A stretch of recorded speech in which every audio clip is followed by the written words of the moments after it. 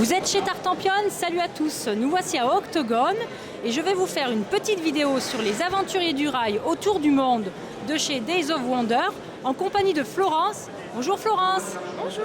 Ça va? Oui, oui.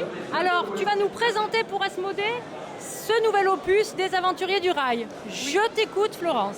Alors comme les autres aventuriers du rail, le but c'est vraiment de réunir, de faire des destinations qui vont d'un point A à un point B. La petite nouveauté sur celui-là, c'est les petits circuits comme cette carte-là, qui va donc nous obliger à faire un trajet dans un certain sens. Donc il faut relier la ville numéro 1, 2, 3 à 4. Si on arrive à faire le circuit dans ce sens-là, on va pouvoir marquer les points qui sont marqués ici. Si on a les bonnes villes qui sont reliées, mais pas dans le bon ordre, on va marquer les petits points marqués là. Et par contre, si on n'y arrive pas, on a le malus ici, qui est plus important donc que sur les autres destinations, comme dans les autres aventuriers, où on marque soit le nombre de points si on arrive à faire la destination, soit on les soustrait si on n'y arrive pas. Parfait. La petite nouveauté par rapport à celui-là, c'est aussi les bateaux. Donc les bateaux vont fonctionner, c'est les petites cases ici qui sont ovales, qui vont représenter donc les déplacements en bateau. Les cartes donc qu'on va collectionner ressemblent à ces cartes-ci et on va pouvoir avoir plusieurs informations.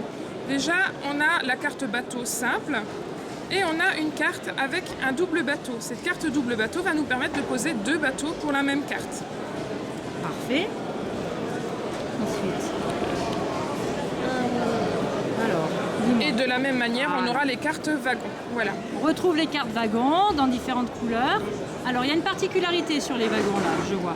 Oui, alors en fait, dans ce jeu-là, on va pouvoir à un moment donné placer des ports. Les ports, donc, on en aura 3 par joueur. Et ces ports, une fois placés, vont nous rapporter des points.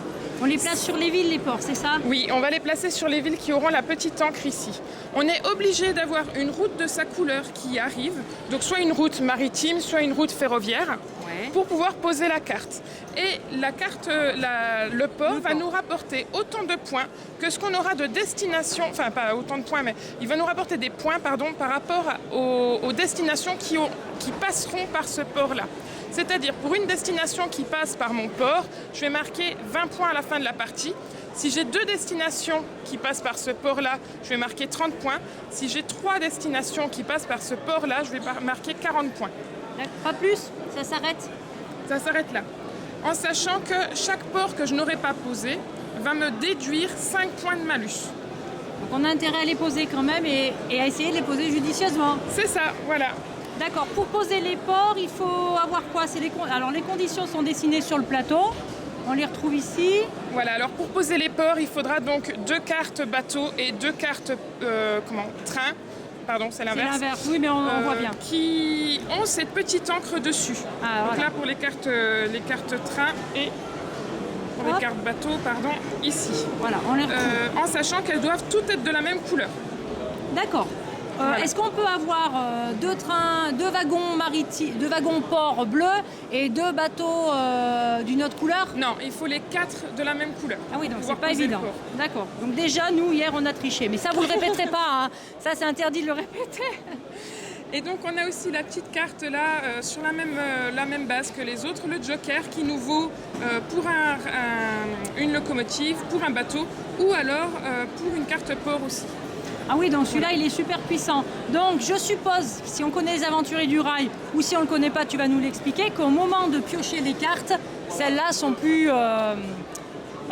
difficiles à piocher. Réexplique-nous du coup le principe pour piocher les cartes. Alors, on a vraiment les 2 piles de cartes. On a la carte pour les rails et la carte pour les bateaux. Ouais. Donc au début de la partie, on va mettre 3 de chaque. Et au fur et à mesure du jeu, chaque joueur va pouvoir piocher 2 cartes. Donc il va pouvoir les piocher où il souhaite, soit dans les cartes visibles, soit dans les cartes cachées. Oui. S'il les pioche dans les cartes visibles, il va pouvoir remettre à la place les cartes qu'il souhaite. C'est-à-dire que c'est pas parce que je vais prendre une carte wagon que je suis obligé de remettre une carte wagon. Je peux remettre une carte bateau à la place. Ah oui, d'accord. De la même manière, si jamais j'avais une carte Joker qui est mise en place, si je la prends, comme dans les autres versions, je ne prends qu'une seule carte. D'accord. Voilà. Ok. Donc à son tour de jeu, soit on pioche 3 cartes comme tu viens de nous 2 l'expliquer. cartes. Deux cartes. Mais j'en voulais une de plus. Tu vois, c'est pas assez.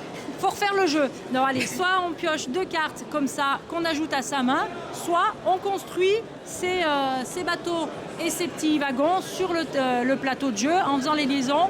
Alors à la fois on va marquer, vas-y je te laisse expliquer les points. Pour chaque, de la même manière que les autres versions, pour chaque route on va pouvoir marquer des points par rapport au nombre de wagons qu'on va poser. Donc si on a posé une route de 4 wagons, on va pouvoir marquer 7 points. Les points sont décomptés sur la ligne de points qui est ici. Hop là, la piste de score. Et donc au fur et à mesure on va avancer nos scores au fur et à mesure du jeu.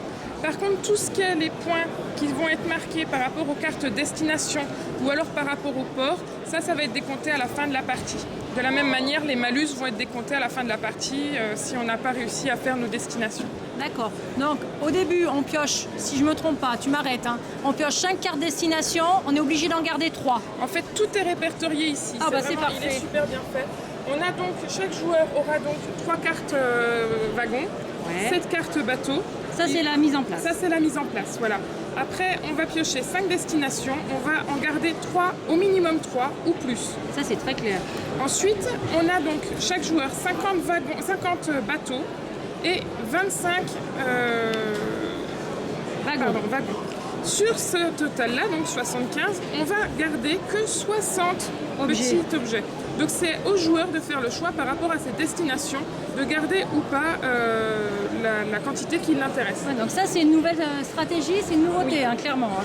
Et donc chacun aura 3 ports devant lui. Comme tu lui montrais tout à l'heure. D'accord, ok. Voilà. La partie prend fin dès qu'un joueur pose son dernier soit bateau, soit wagon.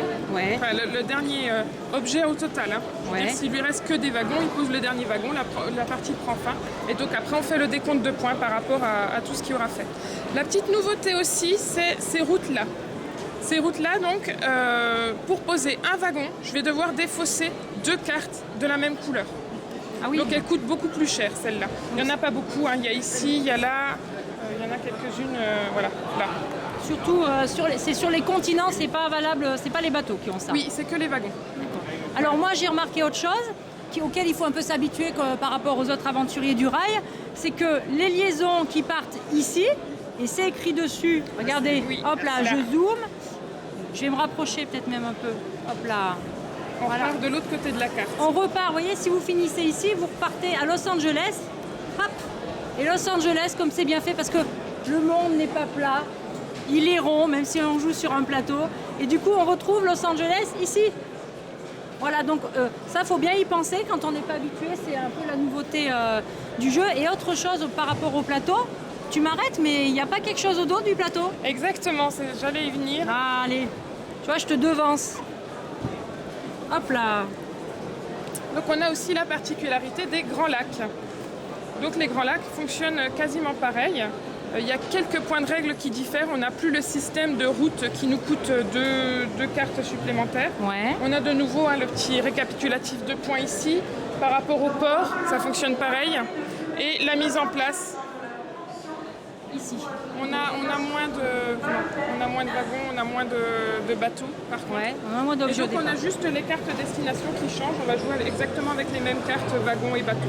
D'accord. Est-ce que tu as joué un petit peu aux 2 versions de plateau, toi? Non. Bon, alors du coup, ça sera à vous de découvrir les particularités des unes et des autres. Bon, moi, je pense qu'on a fait le tour, Flo, du jeu. Hein? Oui, je pense. Le jeu est sorti, en tout cas, c'est une nouveauté? Oui, c'est une nouveauté qui date d'un petit mois. Un petit mois. Bon, ben c'est parfait. Flo, je te remercie pour ces explications. À ton service. Merci beaucoup. Et puis, chers amis, je vous dis, amusez-vous bien.